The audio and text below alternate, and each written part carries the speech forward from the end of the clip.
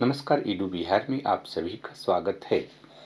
और आज हमने लिया है न्योलिथिक पीरियड के कुछ महत्वपूर्ण आर्कियोलॉजिकल साइट के बारे में। तो पहला इंपॉर्टेंट आर्कियोलॉजिकल साइट यहाँ पर देखिए कि ये मेहरगढ़ है ना। और मेहरगढ़ क्यों इम्पोर्टेंट है हमारे लिए? भारत के नवपाषाणिक संस्कृति के इतिहास में मेहरगढ़ की भूमिका कई कारणों से महत्वपूर्ण है। पहला, ये भारत का सबसे प्राचीन नवपाषाणिक सांस्कृतिक स्थल है जहां से सबसे पहले कृषि के विकास का प्रमाण मिलता है। यानी भारत में कृषि का विकास अगर होता है तो कृषि के विकास का इतिहास जो है ये हमारा मेहरगढ़ से प्रारंभ होता है। यहीं से सबसे पहले 7000 बीसी में गेहूं और जौ उत्पादन करने का साक्ष्य मिला है और यहीं से हम भारत के कृषि इतिहास की जानकारी प्राप्त करते हैं। तो इस दृष्टिकोण से बहुत इंपॉर्टेंट है। दूसरा कि मेहरगढ़ जो है ये पाकिस्तान के बलूचिस्तान के कच्चे मैदान में अवस्थित एक ऐसा साइट है जिससे मेहरगढ़ नवपाषाणिक संस्कृति फिर परिवर्तित होती है ताम्रपाषाणिक संस्कृति में और फिर सिंधु सभ्यता का विकास यहाँ होता है। और सिंधु सभ्यता के बाद जो है उत्तर हड़प्पा काल के साक्ष्य भी मिलते हैं। यानी 4 महत्वपूर्ण सांस्कृतिक लेयर जो है मेहरगढ़ की ये हमें कॉन्टिन्यूटी में 7000 बीसी से लेके लगभग 1500 बीसी तक के इतिहास की जानकारी प्रदान करती है। इस दृष्टिकोण से मेहरगढ़ हमारे लिए बहुत ही महत्वपूर्ण है। तीसरा कि मेहरगढ़ के इतिहास को जब आप पढ़ने का प्रयास करते हैं तो हमने कहा कि यहाँ पर कृषि का विकास होता है। तो कृषि जो है शिफ्टिंग कल्टीवेशन के रूप में नवपाषाणिक संस्कृति में विकसित होती है। और जब आप देखेंगे कि ताम्रपाषाणिक जो कल्चर है वहाँ पर जाके ये परमानेंट कल्टीवेशन के रूप में डेवलप होता है। हड़प्पा काल में जाकर के क्या होता है कि कृषि के क्षेत्र में इतनी अधिक उत्पादन होने लगते हैं कि एक नगरीय सभ्यता का विकास हो जाता है। और जब उत्तर हड़प्पा काल में हम मेहरगढ़ को पढ़ते हैं तो हमें हड़प्पा संस्कृति के पतन के साक्ष्य मिलने लगते हैं। इस दृष्टिकोण से मेहरगढ़ बहुत ही इम्पोर्टेंट है। मेहरगढ़ के बाद हम चलते हैं, यात्रा करते करते हम यहाँ बुरजोम पहुँचते हैं। बुरजोम जम्मू कश्मीर में अवस्थित है और बुरजोम जम्मू कश्मीर का एक महत्वपूर्ण नवपाषाणिक स्थल है। बुरजोम जो है इसकी जो विशेषता देखेंगे तो यहाँ क्या क्या इंपॉर्टेंट प्रमाण मिल रहे हैं। तो एक, यहाँ पर गर्त निवास का प्रमाण, यानी यहाँ के मनुष्य जो है हिमालय क्षेत्र में अवस्थित है।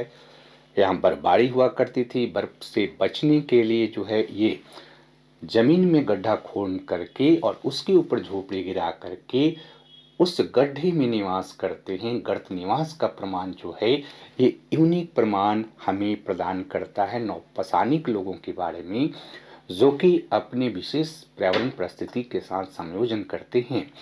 दूसरा, यहाँ से हड्डी के निर्मित हथियार औजारों की प्रमुखता है। तीसरा जो है मालिक के साथ कुत्ते को दफनाने का साक्ष्य यहाँ से मिलता है।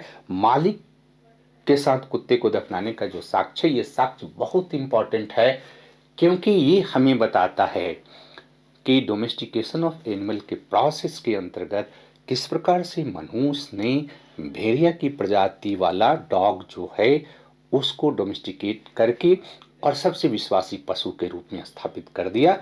ये एक तरह से डोमेस्टिकेशन ऑफ एनिमल या डॉग के डोमेस्टिकेशन का जो प्रोसेस है उस पर भी प्रकाश डालता है।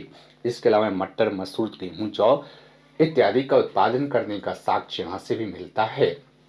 गुफ कराल भी जम्मू कश्मीर में ही अवस्थित है। गुफ कराल से भी इस तरह की विशेषताएं मिलती है। तीसरा, जब हम यहाँ पर आते हैं चिरांद, है ना, ये बिहार के दृष्टिकोण से बहुत इंपॉर्टेंट है क्योंकि बिहार का ये महत्वपूर्ण नवपाषाणिक सांस्कृतिक स्थल है।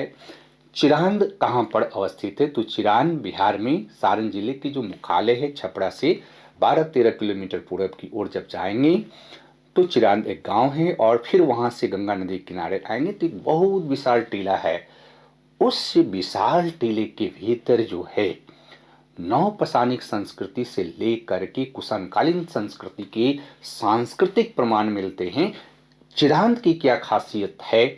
अगर नौपसानिक संस्कृति के रूप में चिरांद की बात करें तो चिरांद मध्य गंगा घाटी के मैदानी इलाके में अवस्थित नौपसानिक स्थल है। देखो, नौपसानिक संस्कृति की खास विशेषता क्या है कि अधिकांश जो स्थल हैं वो पहाड़ी पठारी इलाके में अवस्थित है।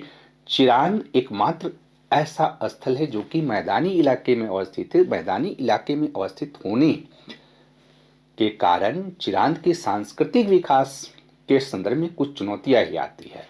चुनौती नंबर फर्स्ट कि नौपसानिक संस्कृति के लोग पत्थर के हथियार औजारों का प्रयोग करते थे जो कि पहाड़ी इलाकों में बहुत ही प्रचुर मात्रा में उपलब्ध थी।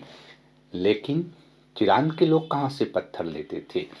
अब चिरांद के लोगों के पत्थर के स्रोत के बारे में अगर आप देखेंगे तो ये स्रोत इनका जो है ये सोन नदी का पत्थर का उपयोग करते थे। बड़ा इंटरेस्टिंग चीज है। दूसरा कि चिरांद में जो नौपसानिक मानव है गेहूं जौ मटर मसूर चावल का उत्पादन तो करते ही हैं। तीसरा, यहाँ भी हड्डी के हथियारों की प्रचुरता है। चौथा, यहाँ पर सर्प जो कल्ट है यानी नाग पूजा की जो संस्कृति है उसके बारे में चिरांद से साक्ष्य मिलता है। चिरांद से पूरब की ओर अगर जाएंगे तो ये बरूडीह जो है ये झारखंड के सिंहभूम डिस्ट्रिक्ट में है और कुचाई जो है उड़ीसा में है। ये दो महत्वपूर्ण स्थल हैं जिसका उत्खनन किया गया है जिससे नौपसानिक संस्कृति के बारे में प्रमाण हमें मिलता है। अगर नॉर्थ ईस्ट में बात करें तो नॉर्थ ईस्ट में ये देखिए 3 महत्वपूर्ण स्थल है। एक तो है धोजली हार्डिंग जो कि असम में है, मरकडोला एंड सरुतरु 3 इंपॉर्टेंट साइट है नॉर्थ ईस्ट के जो असम में अवस्थित है।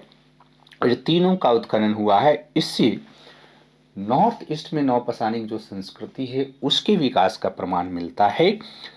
फिर अगर बढ़ते बढ़ते आप साउथ इंडिया में जाएंगे तो नौपसानिक संस्कृति साउथ इंडिया में बहुत विकसित थी। हालांकि उसकी विशेषताएं नॉर्थ इंडिया की विशेषताओं से अलग है।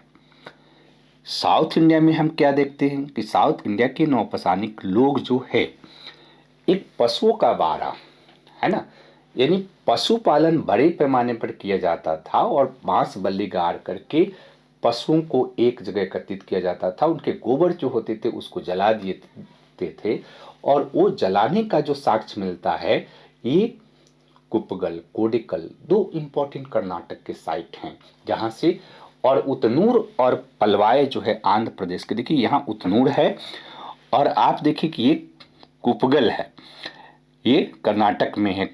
अब ब्रह्मगिरी भी कर्नाटक का बहुत इंपॉर्टेंट साइट है, हलूर भी कर्नाटक का बहुत इंपॉर्टेंट साइट है, मास्की कर्नाटक का बहुत इंपॉर्टेंट साइट है।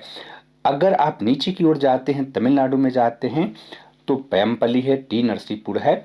तो इस तरह से आप देखेंगे कि नौपसानिक जो संस्कृति है ये संस्कृति जो है खास करके भारतीय उपमहाद्वीप में लगभग 7000 बीसी से लेके साउथ में जाएंगे तो 1000 बीसी तक जो है नौपसानिक संस्कृति का विकास देखने को मिलता है।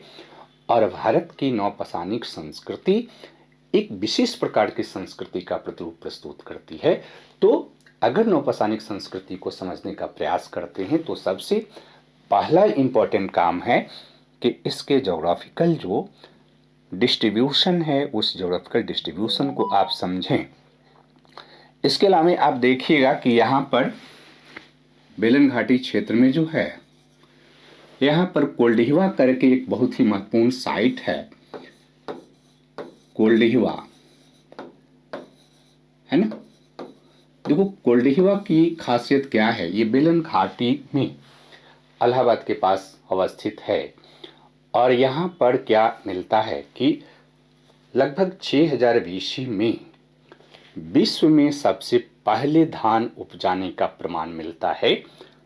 इस दृष्टिकोण से कोल्डिहिवा की भूमिका भी बहुत महत्वपूर्ण है और इस तरह से ये महत्वपूर्ण साइट्स जो हैं आपके एग्जाम के दृष्टिकोण से बहुत महत्वपूर्ण है। धन्यवाद।